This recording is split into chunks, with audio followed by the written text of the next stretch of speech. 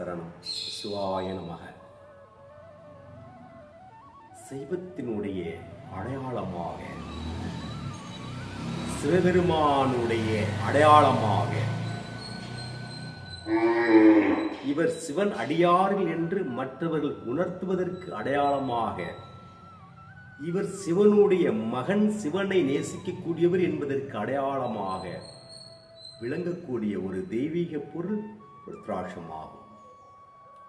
இந்த ருத்ராட்சனை அணிவதற்கு இறைவனுடைய அருகுருளை கட்டாயமாக இருந்தால் மட்டுமே அணிய முடியும். இல்லை என்றால் ஒருபோதும் அதை நாம் தொட முடியாது. சில பேர்கள் ருத்ராட்சனை அணிந்துவிட்டு சிவத்தோடு பயணம் செய்துவிட்டு சிவநாமத்தையே சொல்லிக் கொண்டு இருந்து விட்டு திடீரென்று வேறொரு தெய்வத்தை வழிபாடு செய்ய, வேறொரு இறைவனை வணங்க ஆரம்பிக்கிறார்கள் என்றால் அவர்களை இந்த உலகத்தில் சைத்தானே மன்னிக்க மாட்டான்.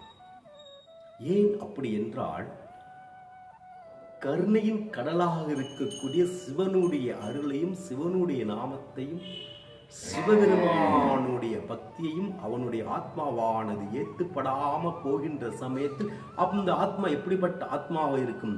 ஒரு அழுக்கு நிறைந்த ஆத்மாவாக இருக்கும், ஒரு உன்னதமில்லாத ஆத்மாவாக இருக்கும். சிவனை வழிபாடு செய்யாமல் இருந்தால் பரவாயில்லை, சிவநாமத்தினுடைய அருளையும் சிவபெருமானுடைய அடையாளத்தையும் அணிந்து கொண்டு விட்டு அவர்கள் எல்லாம் ஒரு போலியாக வேஷம் படக்கூடியவர்கள்.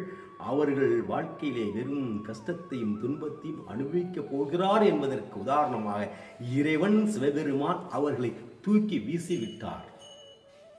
ஏன் என்றால், ஒருவனை முன்கூட்டி அறிந்தவர் பரம்பொருளார்க்குரிய பரமேஸ்வரன் ஆவார்.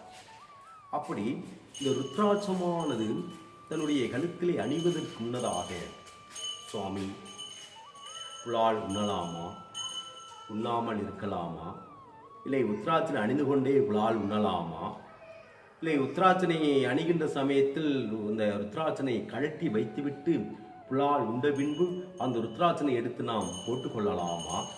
இப்படி பல பேர் அடியனிடம் கேட்பார்கள்.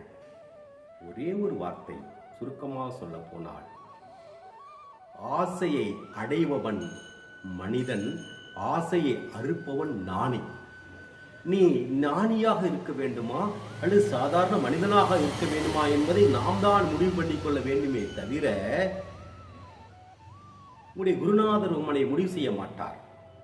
அப்ப என்ன அப்படின்னாக்க, ருத்ராட்சனை அணிந்து விட்டால் நீ முழுமையாக சைவத்தை கடைபிடிக்கின்ற சமயத்தில் இந்த உலகத்தில் நினைத்ததை சாதிக்க முடியும். ருத்ராட்சனை அணிந்து கொண்டே மாமிசம் சாப்பிடுவது மகா பாவமாகும். ருத்ராட்சனையை கழட்டி வைத்துவிட்டு மாமிசம் சாப்பிட்டு விட்டு மீண்டும் குளித்துவிட்டு கழுத்தில் எடுத்து மாட்டிக்கொள்வது, அதிலும் இது பெரிய மகா பாவமாகும். அப்ப இறைவனை வேண்டுமென்றால் கூப்பிட்டு கொள்வாய், வேணாம் என்றால் துரத்தி விடுவாய், அப்புறம் வேணும்னா வா என்று சொல்லுவார். இது நாம் வீட்டுக்கு வரக்கூடிய விருந்தாடி கிடையாது. எம்பெருமான் ஈசன் ஒரு முறை உன்னை தொட்டு விட்டார் என்றால், ஒரே ஒரு முறை உன் உடலுக்குள் இறங்கிவிட்டார் என்றால் நீ சரியாக பயன்படுத்திக் கொள்ள வேண்டும். பயன்படுத்திக் கொண்டால் நீ இந்த உலகத்தில் மகானாக, மனிதனாக இல்லாமல் ஒரு புனிதனாக, எல்லோரும் உன்னை வணங்கக்கூடிய தெய்வமாக மதிப்பார்கள். அதை விட்டுவிட்டு நாம் மாறுகின்ற சமயத்தில் நாம் எண்ணற்கேற்பது போல் நிலையில்லாத ஆன்மாக இருப்பவர்கள் தயவு செய்து உத்ராட்சனை அணிய வேண்டாம். நாம் எடுக்கின்ற முடிவு ஒரு முடிவாக இருக்கின்ற சமயத்தில் அது என்னவானாலும் சிவத்துடைய நாமமாக, சிவனுடைய அருளாக இருக்கக்கூடிய ருத்ராட்சனை கழட்டக்கூடாது. நிறைய அடியன் பார்ப்பேன், சில வீடுகளிலே ருத்ராட்சனை அணிந்து கொண்டெல்லாம் சில விருந்து சாப்பிடுவார்கள். கல்யாண வீடுகளிலாக நிறைய பக்கம் ஒரு சில பேர்கள், அதெல்லாம் மகா பாவமாகும். ருத்ரம் என்பது உன்னை காக்கும் ஆயுதம். ருத்ரம் என்பது உன்னை வழிநடத்தக்கூடிய ஆயுதம். ருத்ரம் என்பது உனக்கு பிரச்சனை வரும்போது அந்த பிரச்சனையிலிருந்து உன்னை காக்கக்கூடிய புனிதமான ஆயுதம். ருத்ரம் என்பது உனக்கு பின்னால் நடக்கக்கூடியதை முன்கூட்டே உணர வைப்பார் எம்பெருமான் ஈசன் ருத்ராட்சனை அணிந்திருக்கக்கூடிய சிவன் அடியார்களுக்கு மெய்ய அடியார்களுக்கு.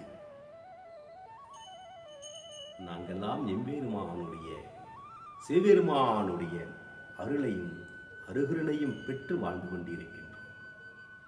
இந்த உலகத்திலே படைக்கப்பட்ட இந்த பூலோகத்திலே இந்த கலியுக காலத்திலே மனிதர்களை நம்பி ஏமாறுவதை விட, மனிதர்களோடு பழகி துரோகம் செய்வர்களை விட, காசு பணம் இருந்தால் இந்த உலகம் அவனை மதிக்கும். அன்போடு பாசத்தோடு இருக்கிற சமயத்தில் உன்னை ஒருபோதும் மதிக்க மாட்டார்கள். நான் எம்பெருமான் ஈசன் அவன் காசு இருந்தாலும் சரி, இல்லாமல் இருந்தாலும் சரி, ஏழையாக இருந்தாலும் சரி, வனகாரனாக இருந்தாலும் சரி, பிச்சைக்காரனாக இருந்தாலும் சரி, அவன் ஆன்மாவை சிவனிடம் ஒப்படைத்து விட்டால் நம்மளை படைத்த பரம்பொருள் பரமசிவன் உன்னை ஒருபோதும் கைவிட மாட்டார். உன் கூடவே பயணம் செய்வார், உன் பக்கத்துணையாக இருப்பார். உன்னை யார் அழிக்க நினைக்கிறார்களோ உன் கண்ணுக்கு முன்னால் அவர்கள் அழிவார்கள். யார் உன்னை ஏமாற்றார்களோ உன் கண்ணுக்கு முன்னால் அவர்கள் பலரிடம் ஏமாறுவார்கள். யார் உன்னோடு இருந்து கொண்டு உனக்கு துரோகம் செய்கிறார்களோ அவர்களை பல பேர் துரோகம் செய்வார்கள். இதை உன் இரு கண்களால் பார்த்து கொண்டே இருக்கலாம். ஆயினால் என் அன்பு சகோதர சகோதரிகளே, சிவனுடைய அருளும் சிவநாமமும் புனிதமானது. சிவனுடைய நாமம் சக்தி வாய்ந்தது. சிவனுடைய நாமம் உன்னதமானது. சிவனுடைய அருள் கிடைத்தவர்கள் ஒருபோதும் சிவபெருமானை விட்டு சென்று விட மாட்டார்கள். அருமையாக சுவையான ஒரு உணவை உண்டவன் மீண்டும் போய் ஒரு கசப்பான உணவை உண்டுகிறான் என்றால் அவன் சிவனை உணராதவன் என்றுதான் அர்த்தமே தவிர, சிவனை புரியாதவன் என்று அர்த்தமே தவிர, அவனால் சிவத்தை ஏற்றுக்கொள்ள முடியவில்லை என்றுதான் அர்த்தம். ஆகினால் எல்லோருடைய வாழ்க்கையிலும் எம்பெருமான் சதாசிவநாதர் அருள் புரிந்து உங்கள் வாழ்க்கையை செம்மையோடு வாழ்வதற்கு எம்பெருமான் அருள் புரியட்டும். சிவாய நமக. திருச்சிற்றம்பலம்.